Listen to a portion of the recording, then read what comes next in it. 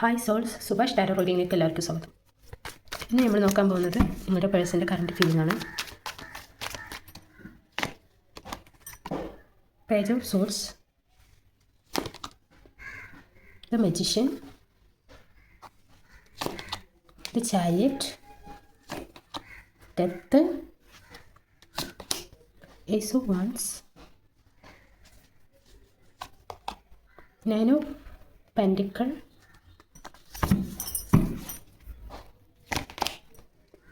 Five of pentacle,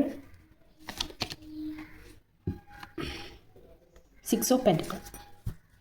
bottom of the ace of pentacle വന്നിരിക്കുന്നത്. Okay, അവിടെ two of wands. നമുക്ക് നോക്കാം. Page of souls എന്ന് പറഞ്ഞാൽ അവരുടെ എനർജി അവരുടെ മെമ്മറീസിലാണ് ചിലവഴിക്കുന്നത് എന്നാണ് പറയുന്നത്. അതായത് നിങ്ങളുമായിട്ടുള്ള പഴയ മെമ്മറീസ്, ഡെവലപ്മെൻറ്റ്, അതൊക്കെയാണ് ഇവിടെ കാണിക്കുന്നത്. അവർ എന്തൊക്കെ ഒരു സിറ്റുവേഷനിലും ജോലിയിലും ഒക്കെയാണ്, പക്ഷേ അവരുടെ ഓർമ്മകൾ അവരെ വേട്ടയാടുന്നു എന്നാണ് പറയുന്നത്. അതേപോലെ തന്നെ ന്യൂ കമ്മ്യൂണിക്കേഷൻ ഒരു സ്റ്റാൻഡ് എടുക്കാനുള്ള സാധ്യതയും കൂടുതലാണ്. അതായത് നിങ്ങൾക്ക് കമ്മ്യൂണിക്കേഷൻ ഒന്നും ഇല്ലെങ്കിൽ, നോ കോണ്ടാക്ട് സിറ്റുവേഷൻ ആണെങ്കിൽ നിങ്ങളോട് ഒന്ന് തുറന്ന് പറയാനും സംസാരിക്കാനും ഒരു ചാൻസ് തേടി നിൽക്കുകയാണ് ആൾ. ഇത് മജീഷ്യൻ എന്ന് പറഞ്ഞാൽ, മജീഷ്യനാണല്ലോ. അതായത് എന്തോ അട്രാക്റ്റ് ചെയ്യാനുള്ള കഴിവ് ആ വ്യക്തിക്കുണ്ട്. അയാൾ നിങ്ങളെ മാനിഫെസ്റ്റ് ചെയ്യുന്നു എന്നാണ് പറയുന്നത്. അവർ നിങ്ങളെ അട്രാക്റ്റ് ചെയ്യുന്നു എന്നാണ് പറയുന്നത്. പക്ഷേ നിങ്ങളും അങ്ങോട്ടേക്ക് അട്രാക്റ്റ് ചെയ്യുന്നുണ്ടായിരിക്കാം. അതുകൊണ്ടായിരിക്കാം അവർക്കും അട്രാക്റ്റായിട്ട് തോന്നുന്നത്.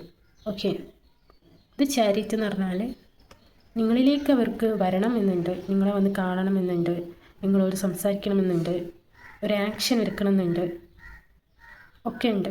പക്ഷേ അവർ എന്തോ ഒരു സിറ്റുവേഷനിൽ പെട്ട പോലെയാണ് ഇവിടെ കാണുന്നത്. ഡെത്ത് എന്ന് പറഞ്ഞാൽ ഒരു നിങ്ങളിലുണ്ടാവുന്ന എന്തൊക്കെയോ ഒരു കാര്യങ്ങൾ അത് നിങ്ങളിൽ നിന്ന് ഡെത്താവുന്നു എന്നാണ് പറയുന്നത്. അതായത് അത് ഒഴിവായി പോകുന്നു എന്നാണ് പറയുന്നത്. ന്യൂ ബിഗിനിങ് ആണ് ഇവിടെ കാണിക്കുന്നത്. Okay, new transformation, new beginning, അതാണ് ഇവിടെ കാണിക്കുന്നത്. നിങ്ങളുടെ വ്യക്തിയിൽ നിന്നുമായിട്ടുള്ള എന്ത് സിറ്റുവേഷനാണോ അതിവിടെ എൻഡായി എന്നാണ് പറയുന്നത്.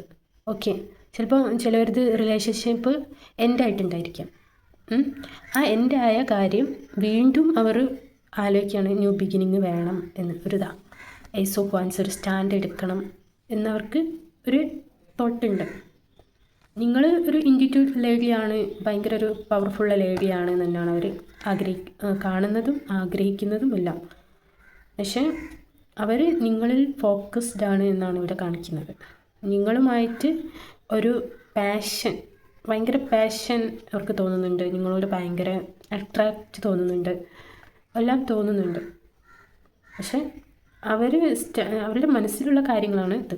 സ്റ്റാൻഡ് എടുക്കാൻ അവർ വൈകും, പക്ഷെ എടുക്കണം എന്നുള്ളൊരു തോട്ടുമായിട്ടാണ് ഇരിക്കുന്നത്. ഫൈവ് ഓഫ് പെൻറ്റിക്കിൾ എന്ന് പറഞ്ഞാൽ അവർ ഈ ഒരു സാഹചര്യത്തിൽ കൂടെയാണ് അവർ കടന്നു പോകുന്നത്. അതായത് ഒരു നെഗറ്റീവിലൂടെ ആണ് അവർ പോകുന്നത്. അവരുടെ ജീവിതം, അതായത് ജോലി, കരിയർ, ആകെപ്പാടെ എന്തൊക്കെയോ ഒരു പ്രശ്നങ്ങളും നിറഞ്ഞ ഒരു സിറ്റുവേഷനിലൂടെയാണ് അവർ പോകുന്നത്. ആ പോകുന്നതിടയിൽ ചിലർക്ക് ഇവിടെ തേർഡ് പാർട്ടി സിറ്റുവേഷനും ഞാൻ കാണുന്നു. ആ തേർഡ് പാർട്ടി സിറ്റുവേഷനിൽ നിങ്ങൾക്കാണ് ഏറ്റവും മൂല്യം തരേണ്ടതെന്ന് എന്ന് അവർ ചിന്തിക്കുന്നുണ്ട്. ഓക്കെ, അല്ലെങ്കിൽ ഞാൻ എടുത്ത തീരുമാനം തെറ്റായിരുന്നോ എന്നുള്ളൊരു തോട്ടം ചിലവർക്ക്. മേ ബി ചിലത് അവർ നിങ്ങളെ പരിഗണിച്ചില്ല എന്നുള്ളൊരു കുറ്റബോധവും അവരുടെ ഉള്ളിലുണ്ട്.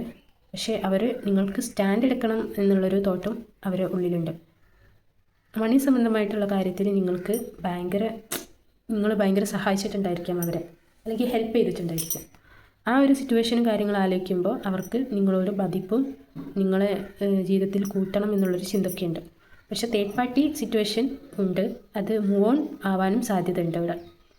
ഓക്കെ, ഇത് റെസനേറ്റ് ആവുന്നവർക്ക് എടുക്കാം. ഓക്കെ, ഏസ് ഓഫ് പെൻറ്റിക്കിൾ പറഞ്ഞാൽ അവർക്ക് ഒരുപാട് ചാൻസ് ഉണ്ട്. ദിവ്യാനായിട്ട് ഓരോ ചാൻസ് കൊടുക്കുന്നുണ്ട്, യൂണിവേഴ്സായിട്ട് ഓരോ ചാൻസ് കൊടുക്കുന്നുണ്ട്. പക്ഷെ അവർ കണ്ണുറന്ന് കാണുന്നില്ല. ഇറ്റ്സ് ഓപ്പർച്യൂണിറ്റി ഓഫ് ബിഗിനിങ് എന്നാണ് പറയുന്നത്. അതായത് അവർക്ക് ഒരുപാട് ഓപ്പർച്യൂണിറ്റിയും ബിഗിനിങ്സും ഒക്കെ ഉണ്ട്. പക്ഷേ അവർ കണ്ണ് തുറന്ന് നോക്കുന്നില്ല, അവരൊരു സ്റ്റാൻഡ് എടുക്കണമെന്നുണ്ട്, പക്ഷെ അവർക്ക് എന്തൊക്കെയോ സ്റ്റക്കാണ് അവർ. കഴിഞ്ഞു ഇടത്തുകാല വന്നു. അതായത് നിങ്ങളുടെ ലൈഫിൽ നിന്ന് ഒരു ന്യൂ ചാപ്റ്റർ തുടങ്ങാനുള്ളൊരു സിറ്റുവേഷൻ, അതാണ് ഇവിടെ കാണിക്കുന്നത്. നിങ്ങൾ തമ്മിലുള്ള ഒരു സൈക്കിൾ എൻഡായി. ഓക്കെ, ആ ഒരു സൈക്കിൾ എൻഡായി നിങ്ങൾ അടുത്ത ഒരു ട്രാൻസ്ഫോർമേഷനിലേക്ക് കടക്കുവാണ്, ഒരു ന്യൂ സ്റ്റേജിലേക്ക് കടക്കാൻ പോവാണ്. ഒരു വിധത്തിൽ നിങ്ങൾ തമ്മിലുള്ള ഓരോ പ്രശ്നങ്ങളും കാര്യങ്ങളും ആ സൈക്കിൾ എൻഡായി എന്നാണ് ഇവിടെ പറയുന്നത്. End of the life, signature of the end of cycle and beginning of A new one എന്നാണ് പറയുന്നത് ഇവിടെ. അതായത് നിങ്ങൾ തമ്മിലുള്ള എന്തോ ഒരു കണക്ഷനും, അതായത് എന്തോ ഒരു സിറ്റുവേഷനും പ്രശ്നങ്ങളും കാരണം ആ ഒരു സൈക്കിൾ എൻഡായി ഒരു ന്യൂ ബിഗിനിങ് തുടങ്ങുന്നു എന്നാണ് പറയുന്നത്. ഓക്കെ, അതിനായിട്ട് ഒരു ആക്ഷൻ എടുക്കും എന്നാണ് ഇവിടെ പറയുന്നത്. അവർ നിങ്ങളുടെ ഒരു മെമ്മറീസിലും കാര്യത്തിലും ഭയങ്കര ഫോക്കസ്ഡാണ്, ഭയങ്കര മെമ്മറി, പഴയ കാര്യങ്ങളൊക്കെ ഇങ്ങനെ ആലോചിച്ചിരിക്കാറുണ്ട്. അതിൻ്റെ ഇടയിൽ തേർഡ് പാർട്ടി സിറ്റുവേഷനുണ്ട്. തേർഡ് പാർട്ടി എന്ന് പറഞ്ഞാൽ ജോലി ആയിരിക്കാം, കരിയർ ആയിരിക്കാം, ചിലപ്പോൾ ഒരു പേഴ്സൺ ആയിരിക്കാം, വാട്ടെവർ, നിങ്ങളുടെ സാഹചര്യത്തിനനുസരിച്ച് നിങ്ങൾ ഇതാക്കാം. ഓക്കെ, അത് ഇവിടെ എൻഡ് ആവുന്നെന്ന് പറയുന്നുണ്ട്. അതേപോലെ തന്നെ നിങ്ങൾക്കൊരു വാല്യബിൾ ആയിട്ടുള്ളൊരു രീതിയിൽ, അതായത് ബാലൻസിങ് ആയിട്ടുള്ളൊരു ഇതിൽ പോവാം എന്നാണ് അവർ ആഗ്രഹിക്കുന്നത്. അതുമാത്രമല്ല നിങ്ങൾക്ക് ഒരു പരിഗണന തരണം എന്നുള്ളതും അവർ ആഗ്രഹിക്കുന്നുണ്ട്. ഇതുവരെ തന്നിട്ടില്ല എന്നുള്ളൊരു കുറ്റബോധം അവരുടെ മുന്നിലുണ്ട്. ഓക്കെ, എന്താണ് യൂണിവേഴ്സ് നിങ്ങൾക്ക് തരുന്ന ഗൈഡൻസ് എന്ന് നോക്കാം. ഓക്കെ,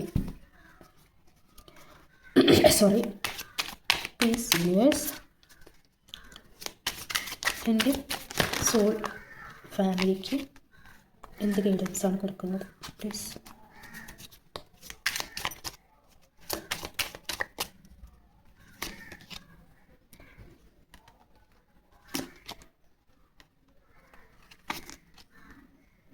സോറി, 2 കാർഡ് വന്നിട്ടുണ്ട്. ഞാൻ 3 കാർഡ് എടുക്കണമെന്ന് പറഞ്ഞു, പക്ഷേ 4 വന്ന് നോക്കി. എന്തോ മെസ്സേജ് തരാനുണ്ടോ? 5 ഓഫ് സോൾസ് എന്നാണ് പറഞ്ഞത്. നിങ്ങളുടെ ലക്ഷ്യസ്ഥാനം നിങ്ങൾ എന്ത് ചെയ്യണം? ഫോക്കസ് ചെയ്യാനാണ് ഇവിടെ പറയുന്നത്. ഓക്കെ, ബോട്ടം ഓഫ് ടക്ക് വന്നിരിക്കുന്നത് 5 ഓഫ് സോൾസ് ആണ്. നിങ്ങളുടെ ലക്ഷ്യസ്ഥാനം ശ്രദ്ധിക്കാനാണ് പറയുന്നത്. അതായത് നിങ്ങളുടെ ശ്രദ്ധ വേറെയാണ്, ഫോക്കസ്, പക്ഷേ നിങ്ങൾ ചെയ്യുന്ന ജോലി എന്താ പറയുക, അത് വേറെ സ്ഥാനം തെറ്റിയിട്ടാണ് ചെയ്യുന്നത്. നിങ്ങളിൽ ഫോക്കസ് ആയിരിക്കാനും പറയുന്നുണ്ട്. ആലോചിച്ച് സ്റ്റാൻഡ് എടുക്കാനും പറയുന്നുണ്ട്. 10 ഓഫ് പെൻറ്റിക്കിൾ, മണി സംബന്ധമായിട്ടുള്ള പ്രശ്നങ്ങൾ ഉണ്ടായിരിക്കാം. അത് നിങ്ങളെ വല്ലാതെ തളർത്തിയിട്ടുണ്ടായിരിക്കാം. അതൊന്ന് ആലോചിച്ചിട്ട് നിങ്ങൾ ടെൻഷൻ അടിക്കേണ്ട. ഓരോ സാഹചര്യത്തിനനുസരിച്ച് ഓരോ ടൈമിങ്ങും മാറി വരും എന്നാണ് പറയുന്നത്. Hierophant and emperor, 10 of pentacle, 9 of pentacle. നിങ്ങൾ ഇൻഡ്യൂറ്റീവ് ആയിട്ടുള്ള ചില ആളുകൾ, ഇൻഡ്യൂറ്റീവ് ആയിട്ടുള്ള ലേഡി, അതായത് ക്യൂൻ എനർജി തന്നെയാണ് നിൽക്കുന്നത്. അതായത് ആ ഒരു എനർജിയിലാണ് നിൽക്കുന്നത്, ക്യൂൻ ഓഫ് എനർജിയിലാണ് നിൽക്കുന്നത്. ചിലർ എംബ്രസ് ആണെങ്കിലും കൂടിയിട്ട് നിങ്ങളുടെ ജീവിതശൈലി ഒന്ന് മെച്ചപ്പെടുത്താനാണ് ഇവിടെ പറയുന്നത്. അതായത് മടി, നിരസത, അങ്ങനെയുള്ള കാര്യങ്ങളൊക്കെ ഉണ്ടാവും. അതൊക്കെ ഒന്ന് മാറ്റണം എന്നാണ് ഇവിടെ യൂണിവേഴ്സ് പറയുന്നത്. അതേപോലെ തന്നെ എയറോഫൻ്റ് എന്ന് പറയുന്നത് നിങ്ങൾ പരിശുദ്ധമായിരിക്കേണ്ടതാണ്. നിങ്ങളുടെ മനസ്സിനെ നിങ്ങൾ പരിശുദ്ധമാക്കുക. അതായത് നിങ്ങൾ ഓരോന്ന് ചിന്തിച്ച് കൂട്ടി ആവലാതിപ്പെടരുത് എന്നാണ് പറയുന്നത്. അതായത് ഓരോരുത്തർക്ക് ടെൻഷനാണ്, നാളത്തെ കാര്യം നിങ്ങൾ ചിന്തിക്കേണ്ട, പ്രസൻറ്റ് മൂമെൻറ്റ് എൻജോയ് ചെയ്യാനാണ് ഇവിടെ പറയുന്നത്. ഓക്കെ, അതായത് നിങ്ങൾ നിലവിലുള്ള ഈ ടൈമിങ് നിങ്ങൾ സന്തോഷപൂർവ്വം ആനന്ദിച്ച് പോവുക, നിങ്ങളുടെ ലൈഫ് മുന്നോട്ട് കൊണ്ടുപോവുക എന്നാണ് പറയുന്നത്. അതേപോലെ തന്നെ നിങ്ങൾ അലസതയും മടിയും അതേപോലെ തന്നെ നിരാശയും മാറ്റുക എന്നാണ്. എപ്പോഴും ആ ഒരു മൈൻഡ് തോട്ടിലിരിക്കരുത് എന്നാണ്, മൂവ് ഓൺ ചെയ്യാനാണ് പറയുന്നത്. ഓക്കെ, നിങ്ങൾ ഈ ലേഡിയെ കണ്ടില്ല, അതേപോലെ തന്നെ ഇരിക്കാൻ. ചിലർ ഈ ഒരു എനർജിയിലാണ് നിൽക്കുന്നത്, ഈ എനർജി തന്നെ തുടരാനാണ് പറയുന്നത്. അലസത അങ്ങനത്തെ മാറ്റാനും നിങ്ങളുടെ ജീവിതത്തിലും കരിയറിലും നിങ്ങൾ ഫോക്കസ് ആയിരിക്കുക. യൂണിവേഴ്സ് നിങ്ങൾക്ക് വഴി തുറന്നു തരും എന്നാണ് പറയുന്നത്. ഓക്കെ, ഇതാണ് നിങ്ങളുടെ ഇന്നത്തെ റീഡിങ്, നിങ്ങളുടെ പേഴ്സൻ്റെ reading. Okay, thank you for watching. അപ്പോൾ എല്ലാവരും എന്നെ സപ്പോർട്ട് ചെയ്യുക. ഒരുപാട് ആൾക്കാർ സപ്പോർട്ട് ചെയ്യുന്നുണ്ട്. അതേപോലെ തന്നെ ന്യൂ ഇയർ ഒക്കെ അല്ലേ വരുന്നത്, അപ്പോൾ ന്യൂ ഇയർ ആശംസകൾ. എല്ലാവർക്കും നല്ല ദിനം ആശംസിക്കുന്നു. God bless you. Thank you. By.